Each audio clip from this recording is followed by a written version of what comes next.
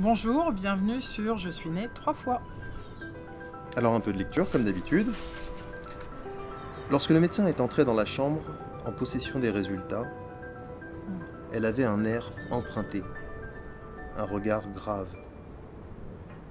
Elle s'est assise bien en face de moi, et j'ai vécu un de ces moments de vie qui vous saisissent aux tripes. Il n'y avait plus que le regard brun et grave de cette femme. On parle toujours du point de vue du patient, parce qu'évidemment c'est le patient qui est sous les feux de la rampe. Mais moi j'ai aussi souvent pensé à la difficulté que ça pouvait représenter pour un médecin. Voilà. Et savoir dire les choses, savoir endurer le fait d'annoncer une terrible nouvelle à des familles qui ne le méritent pas. Là franchement, je me dis qu'il y a des choses à voir, des choses à dire, des choses à éviter. Et l'émotion qui doit se dégager dans le cœur et dans l'esprit du médecin, ça doit être quelque chose de très très dur aussi. Qu'est-ce qui t'a touché? Je vais la nommer, c'est Annalisa. Qu'est-ce qui t'a touché quand Annalisa s'est assise près de toi, en face de toi, et qu'elle t'a parlé? Qu'est-ce qui t'a touché? Qu'est-ce qui fait que, quand tu m'en as parlé, tu m'as dit elle est humaine? C'est ça qui m'intéresse. Elle me regardait droit dans les yeux. Ouais. Elle a été ce que je pourrais appeler d'un professionnalisme exemplaire, parce qu'elle a su dire les mots calmement, tout en maintenant son regard dans le mien, et ça m'a marqué. Et c'était le cas aussi lors de la première leucémie. Celle qui m'a annoncé la maladie a vraiment gardé son regard dans le mien, et je trouve que c'est important. Et je trouve que c'est un courage de la part des médecins qui est rare. J'ai beaucoup entendu parler de gens à qui on a annoncé leur cancer de manière plus que critiquable. Je pense que c'est un exercice de style qu'il faut que les médecins travaillent, qu'il faut que les médecins entretiennent. Et il y a aussi toute une part de ce qu'ils endurent qui doit être traité, qui doit être suivi.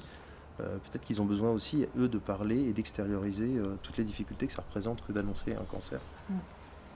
Bon, ça, nous demanderons que les médecins aient un suivi et qu'ils puissent parler. Mais ce qui m'intéresse dans ce que tu dis, ça nous concerne tous. C'est un moment, qu'est-ce qui devient difficile pour garder le contact avec une personne, un proche, une maman qui est malade, garder ce contact humain. Et toi, tu dis que ça passe par les yeux. Et ça, j'entends vraiment ce que tu dis.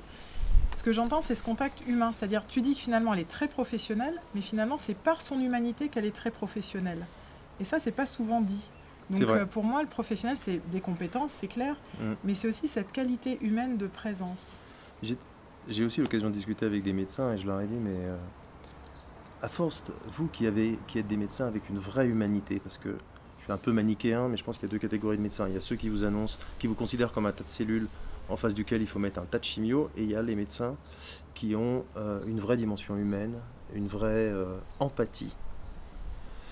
Et je leur ai dit, mais comment vous faites pour prendre un peu de la misère de chacun de vos patients, vous qui avez de l'empathie et une dimension humaine énorme, et voilà. Et la réponse a été que c'était pas facile, quoi. C'était vraiment un exercice douloureux, difficile, sauf qu'il y a parfois des histoires qui se terminent mal.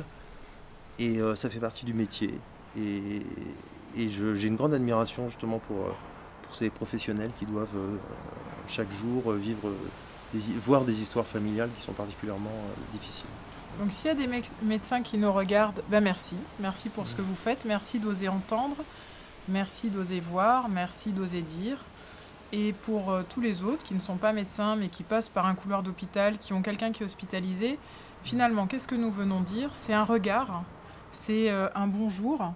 Voilà, c'est passer au-delà de la lèpre, j'allais dire.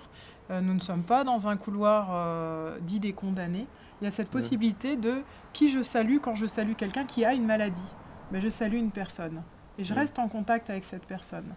Et vraiment, c'est une de nos fondations de l'humain. Je pense à Ginette Rimbaud, qui était une psy formidable, une psychologue formidable. Elle disait ce qui nous rend vraiment humains, c'est cette capacité du verbe et c'est le sourire.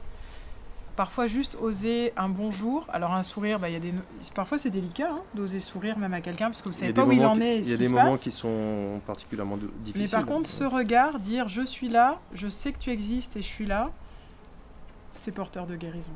Et on avait une petite citation. La pire souffrance est dans la solitude qui l'accompagne. C'est d'André Malraux. Ouais.